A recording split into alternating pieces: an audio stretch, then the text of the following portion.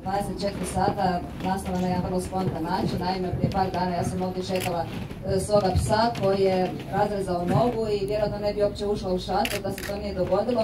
Ušla sam ovdje i pitala sam dečke da imaju nekakve rakije da malo tu nogu riješimo. Oni su rekli u šatoru ne smijemo imati alkohola, ali imamo nešto drugo i zadali su prve pomoći, tako sanirali smo to nekako rano na nogu psa. I u isto vrijeme se događao jedan šušur, počeli su neke slike gore dizati, ja sam se apsolutno oduševila. Ovo je tehnika batika, križni put je tematika.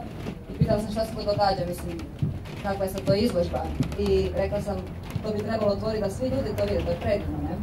Uglavnom u sljedećih nekoliko dana, evo sa gospodinom akademskim slikarom Branimirom Čilićem i s ovim krasnim dečkima ovdje iz šatora, dogovorili smo se da na 24 sata stvorimo ovu izložbu za građanstvo, da svi koji možda su mislili da šator nije otvoren za sve ljude dobre volje, da zapravo nađu vremena i od sada do sutra, evo do 1 sat u subotu, na Vrata ovdje porazgovaraju s ovim krasnim dečkima. Ja bih se htjela zahvaliti Kini, Josi, Vladi i Čuli, svima dečkima koji su ovdje sudjelovali da se ovo otvori.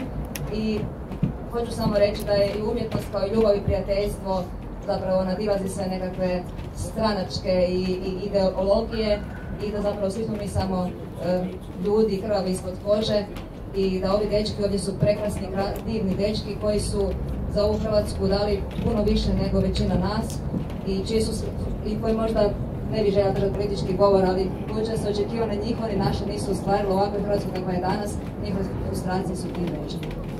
Dakle, od sada do sutra u 1 sat ovdje će biti jedna likovna radionica, svi su dobrodošli i svima nam želim da nam bude puno bolje. Hvala vam.